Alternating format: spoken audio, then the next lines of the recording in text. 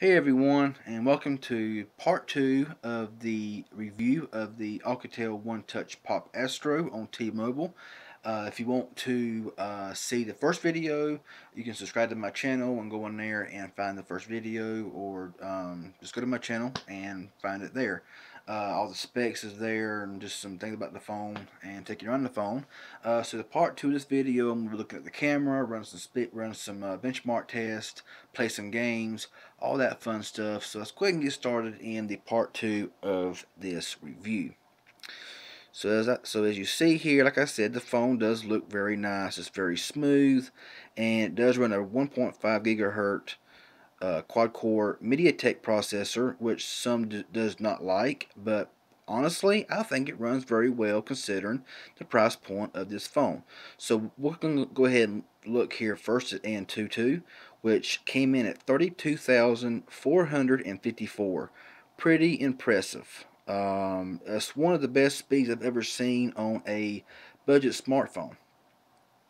And looking here at the task, it came in some pretty good scores, especially down here at the 3G or the 3D graphics at 10,400.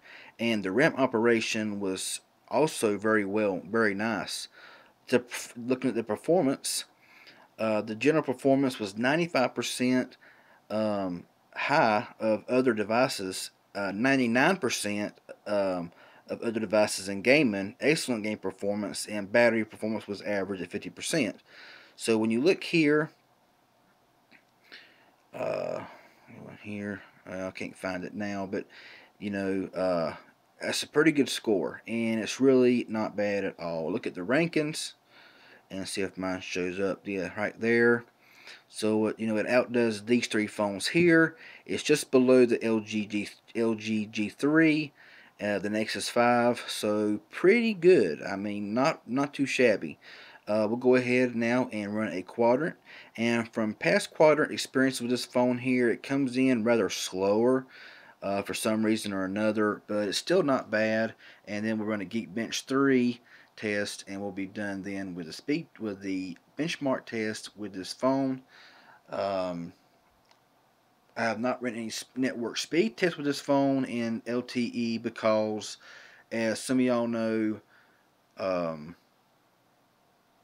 on the Simply prepaid plans, your max megabits per second is 8, kind of like Cricket. And so it's really not worth even doing a test because it's going to be 8 to 9 megabits per second.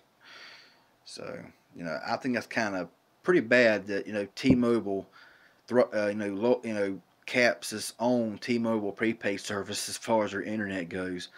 You got Sprint with Boost and Virgin Mobile that are the same, and then you have AT&T with their Go phone, which is the same.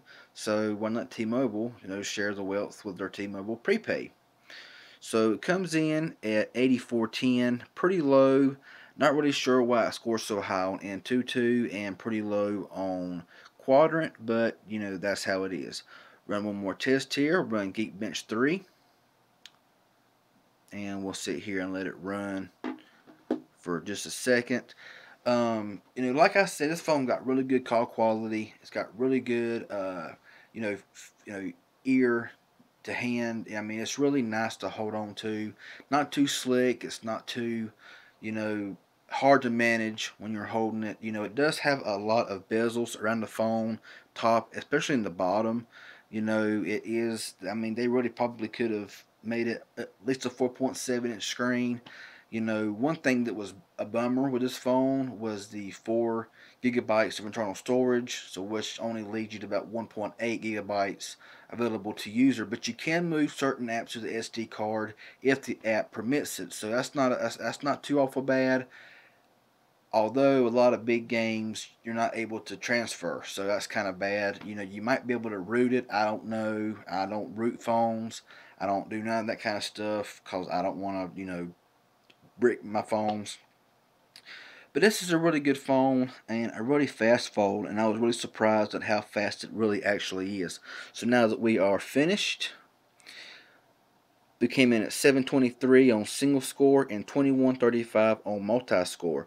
So looking here at 723, we actually passed the Moto X, and we are behind the LG Nexus 5. So, not too bad. Pretty good score. Multi-score is 2100, which actually beats out the Galaxy S4 and is behind the LG Nexus 5. And if you look up here at the Galaxy S5, it's only like 600 and some points away from reaching the Galaxy S5 on multi-score tasking. So pretty quick phone. And it really works very well. So, I'm satisfied with this phone. I was figuring this phone would be a whole lot more expensive, being, the processor that it has. But of course, it can have a good processor, a very fast processor, but you're gonna, take some falls in camera quality and, and stuff like that. And the internal storage is fairly low. So that really kind of, it all equals out. Now we're going to play a couple games and show you how gameplay is.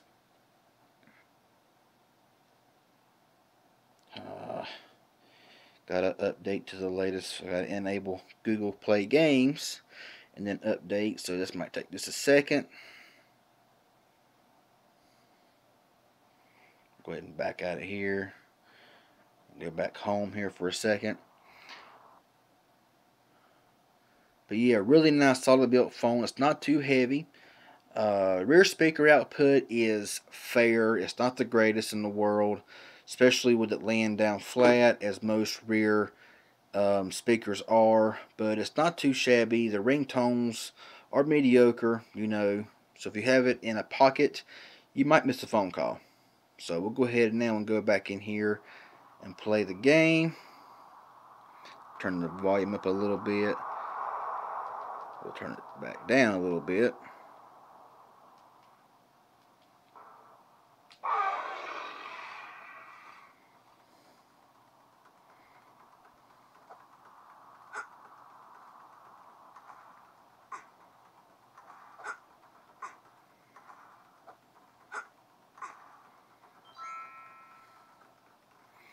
So the game looks pretty good. It really does. And it seems to function very well with controls and everything. And not really had any hiccups. No freezing, no lag.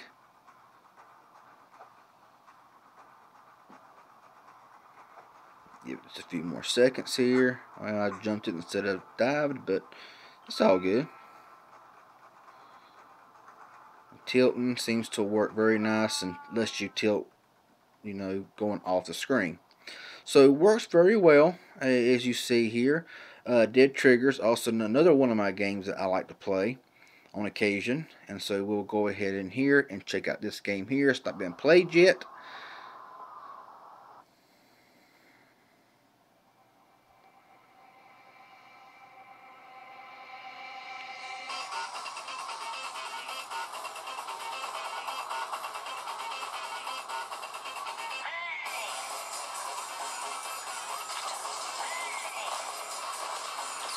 So you see, sound quality is decent, a little tiny, but it's not bad.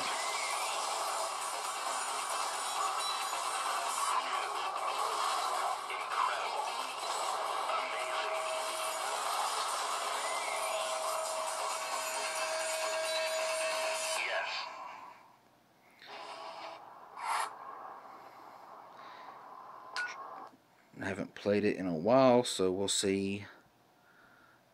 We'll see how it plays here and how the processor holds up on this game.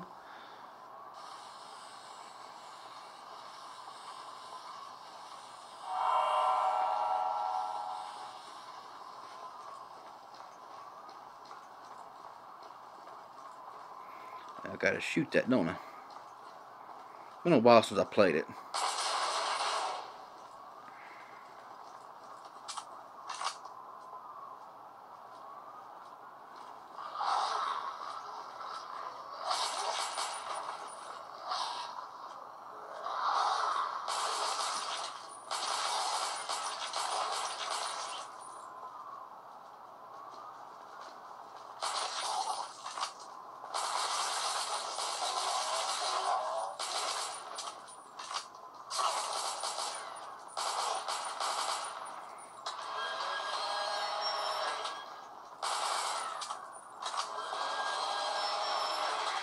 So the game seems to work pretty well and seems to work pretty smooth.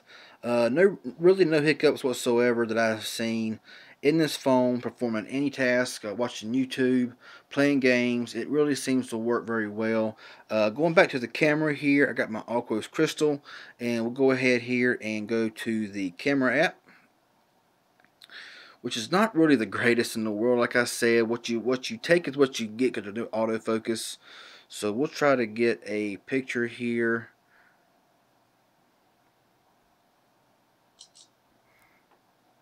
We will go back here and look if I can find it.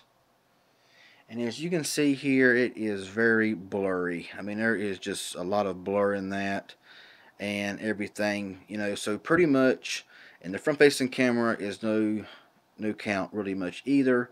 But the camera inside, it's just not that great. Even with flash, we'll turn the flash on here.